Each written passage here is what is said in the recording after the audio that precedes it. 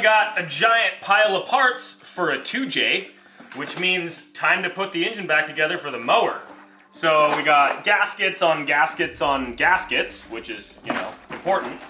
And we got head bolts, we got piston rings, we got bearings, all the good stuff. And then once we get the engine back together, we have even more exciting stuff to help make it run. So Sam's gonna be working on assembling it today while I keep going on the trike over there. So the first step is, you know, the cleaning phase. So just getting all the old gasket off, making sure the mating surfaces are good for the new bearings. Give it a spray down with some brake clean. And yeah, it should slide back together pretty good with the new parts.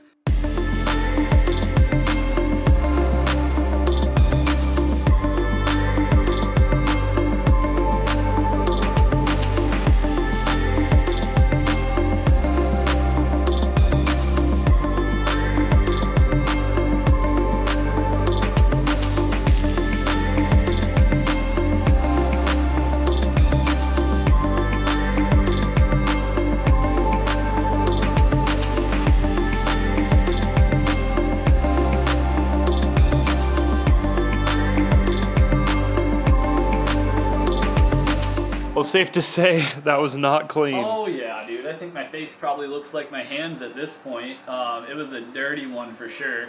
And you know, it's got some scars, some war marks on it, but we're gonna put it back together now and it will run at least as long as we need it to. So let's get these bearings out and get the crank in here and yeah, get cranking.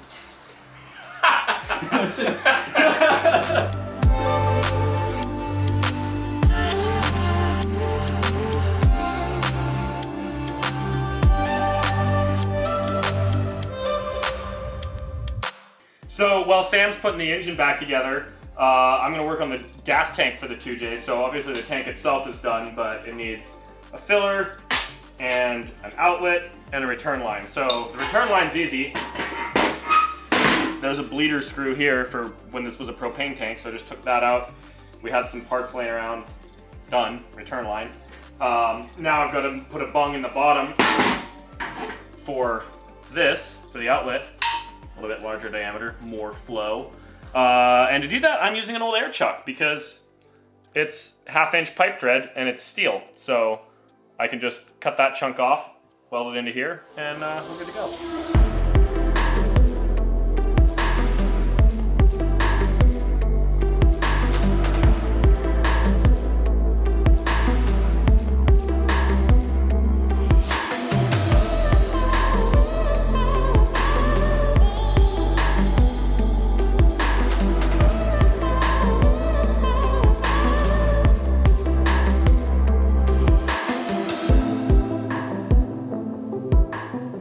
I got the filler neck welded on, the outlet port welded on, and when I cut out the filler neck, I noticed that it is class 10 rusty in there.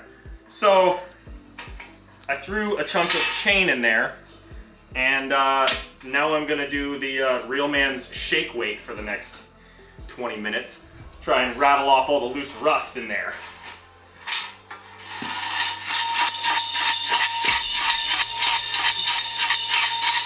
See how you did. Well, for round one of the shake weight gas tank cleaning process. Oh yeah. Wow. I dumped like that much out of it yesterday just from it, you know, existing. While Sam's rebuilding the engine for the 2J mower, I'm gonna sit here and talk about the sponsor that's making it all happen, Bespoke Post. So Bespoke Post is a monthly membership club delivering awesome boxes of top shelf goods from under the radar brands. This one is the fillet kit, a couple of really sweet kitchen knives. Let's take a look. Bespoke Post is free to join. You can skip anytime. You don't have to get a box every month. And every box has at least $70 of value for only 45 bucks. So it's a pretty sweet deal. It's like Christmas for yourself. And every box has a little, little pamphlet that tells you all about what comes with it. And this one is the Terra, which is a sweet gardening knife. So it's like a digging knife. You can, pot plants with it, chop roots, do all your gardening things. My girlfriend will actually really like this. Oh, this thing feels like you could also use it for a hammer. Like it's got a solid hefty metal back on that handle. Base light grooming detox scrub bar. Well, you know, you'll need that after you've been digging around in the dirt, so that makes sense to come with a digging knife. And a bird call. So get 20% off your first bespoke box if you use our link in the description and code GRIND20. Because the engine's about to go back in, it's time to wrap up a few other little things on here. One of them being a gas pedal. Along the way here, we decided to go with a drive-by-wire throttle setup, partly because it's super cool and partly because it simplifies some things. So this is just a used throttle pedal from a Subaru BRZ that I got off eBay for like 20 bucks. And I picked this one because it's very compact, but also very modifiable. Like if you wanted a different length or a different angle, this is all metal, so you could cut it and add on to it. A lot of them are all just like a whole plastic unit. So anyway, and it looks, you know, halfway decent. Mounting bracket, very simple. Just a piece of 1/4 inch thick plate with 2 holes drilled and tapped, so no nuts required even. And then it's gonna weld somewhere about there. Simple and effective and better because, you know, it's tunable. If for some reason you want less than 100% throttle, you can choose that. Or if you want 100% throttle at like 2%, you could do that too if you really wanted to.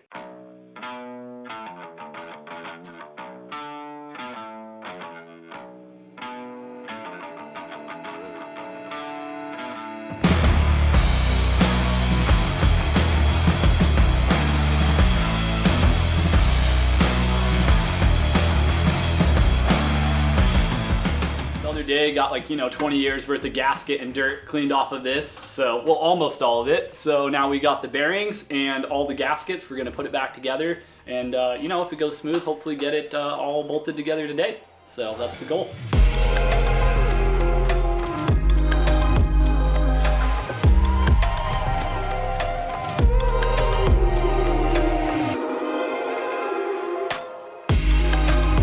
So this is an absolute grind hard first.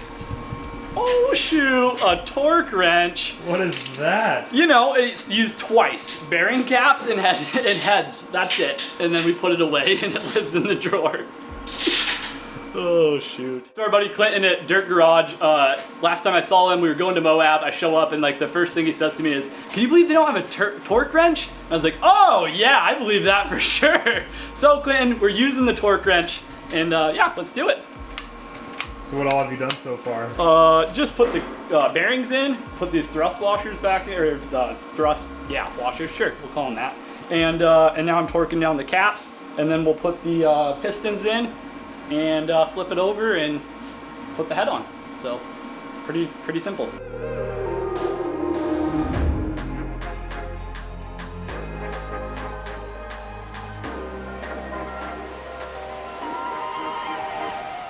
This is like 200% how you should do pistons.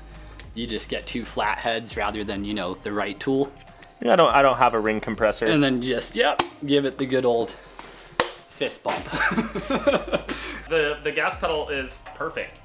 It has exactly, I kind of lucked out with the first place I tacked it on, and it's exactly enough throw to where it hits the end of the travel of the pedal, and then if you push it a little bit harder, it bottoms out on that. So if you really like stomp on it, you're not gonna break the pedal assembly off, which is good.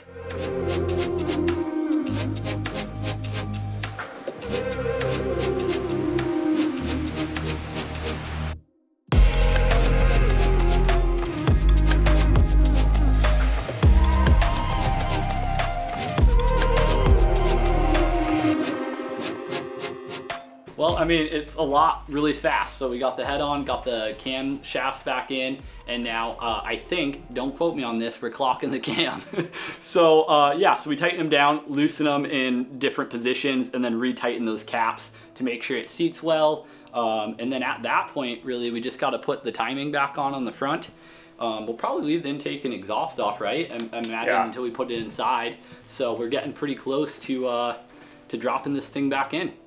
Yeah, we'll probably leave like as much as we can off of it. Like I was figuring, basically cover up the parts that need to be cleaned, put the oil pan on the bottom, Yeah. and then set it back in, because it's really easy to access everything, and then that way it's easier to like because we're gonna have to kind of manhandle it around to line it up with the trans and everything, so.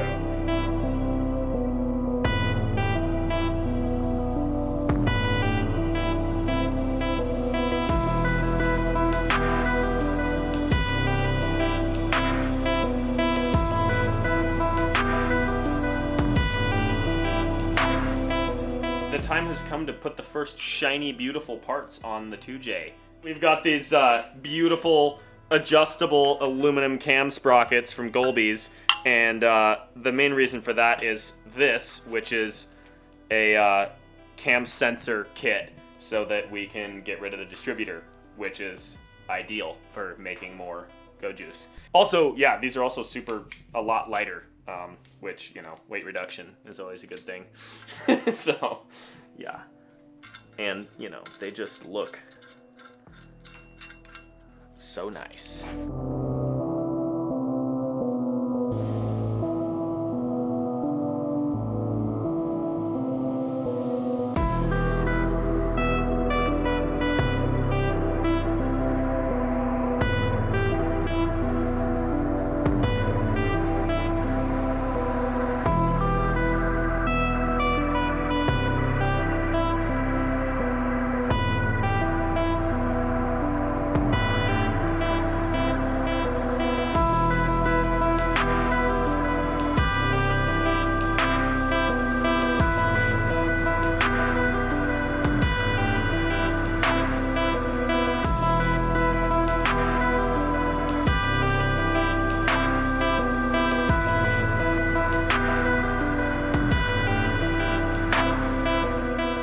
Time to drop the 2J back into the mower, and I was about to start complaining about how obnoxious this jack is to use as I pumped it up, which takes forever because it's old and terrible.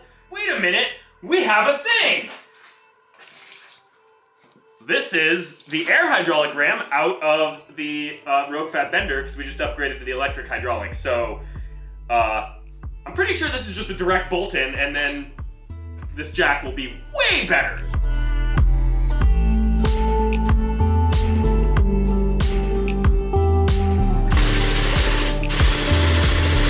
Yeah.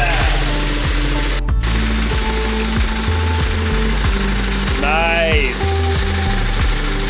That's how you win.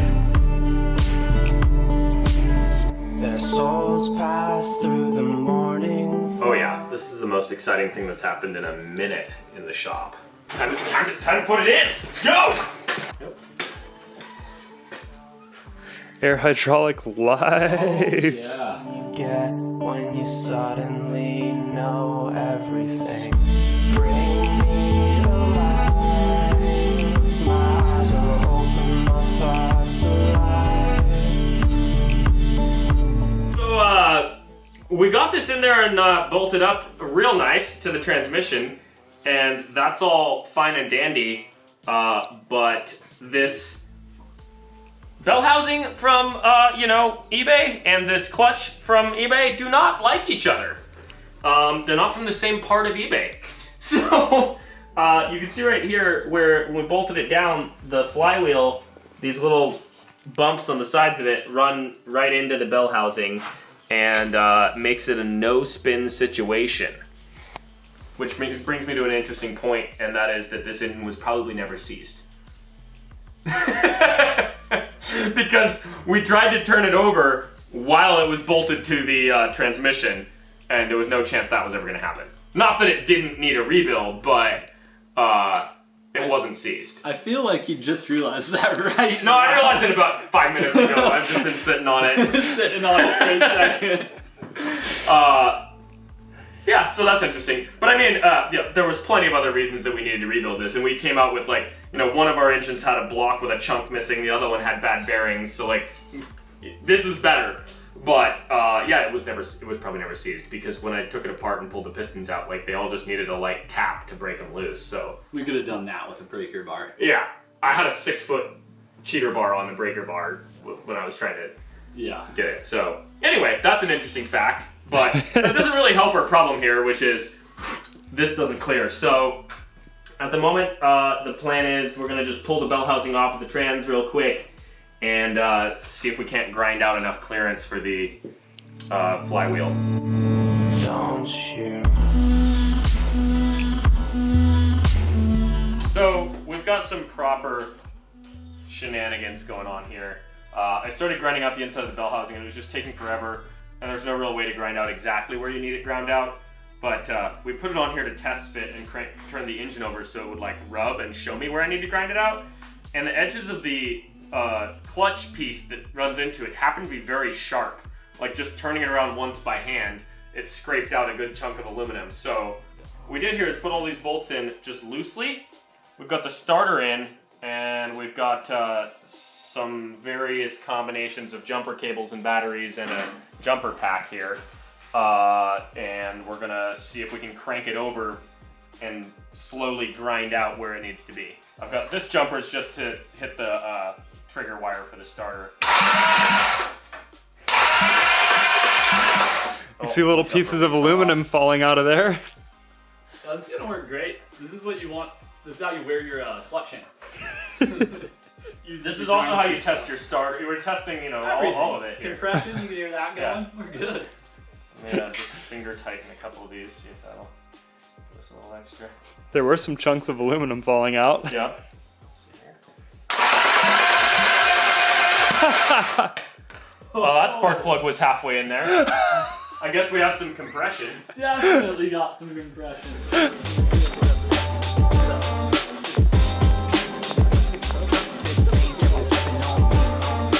Well, we have a lot closer clearance, or a lot more clearance here, but our batteries are kind of running low for cranking the starter, and the starter's getting hot. So now we have it close. I'm gonna go ahead and grind it out again, and then test fit it again and see how close we are, maybe spin it a little bit more, because obviously we want more clearance than just actually touching so it doesn't rattle against it and get aluminum everywhere when you're actually driving it. So a little more grinding, a little more scraping, should be in business.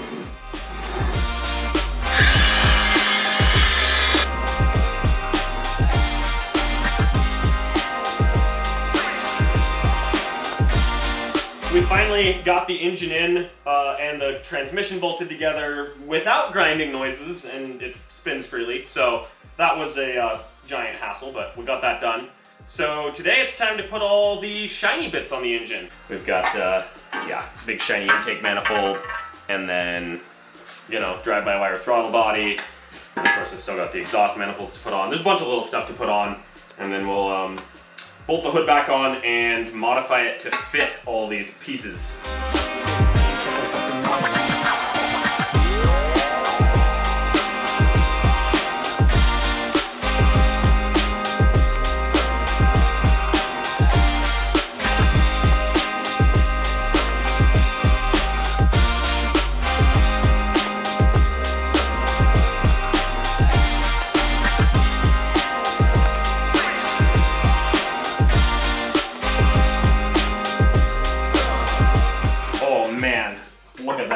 Just the most beautiful thing that you've ever seen, just about. Goleby's knocked it out of the park there. Yeah, that's awesome. And what's cool about this manifold is they make the this whole housing thing here, but this whole section is just the stock intake runners. So they just, if you buy one, you send them your old intake tubes and they make it into another set, because this part of the intake tubes is fine. And this is really designed to convert naturally aspirated 2J to turbo, which, eventually we've got ideas for that, but we want to get it running, the way it is first. Which brings me to the next point, and that is this beautiful box of goodies. The most exciting one is right here. Oh yeah. Haltech Elite 2000. We're going full tunable standalone ECU on this thing.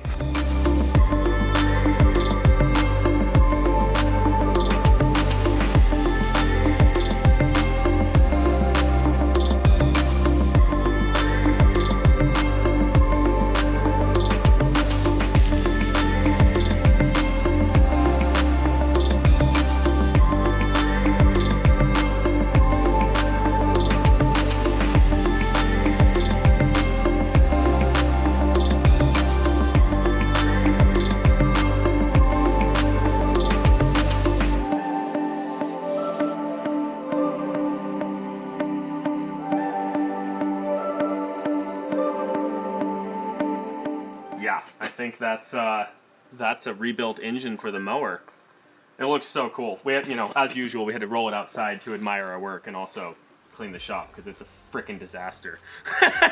But yeah, so that was quite a process doing the rebuild. We ran into some obstacles, but got it all done. It's rebuilt and it's ready for engine management and very soon ready to be started. The fuel system's essentially done. We just need engine management and that's it. Then it's ready to start. And after that, it's very nearly ready to run. The only thing we need, or ready to drive, the only other things we really need is a clutch and a brake. And yeah, that's about it for the first test drive. You don't even need power steering for that. So huge thanks to Goleby's for sending us all these beautiful parts. They will help it run a lot better and look a lot better along the way. So huge thanks to that, and of course, the main part from them that we really needed was the distributor delete kit, which now I've already gotten dust all over it, so it's less shiny. But the cam trigger bracket, the new cam wheels, and then in the lower kit with the oil pump and all of that. So that'll make it way easier to tune and just overall better. But that's a rebuilt engine. It may be still a little crusty around the edges, but that's it goes with the vibe of the mower. It's a rat rod. So close to being able to drive this thing. So close.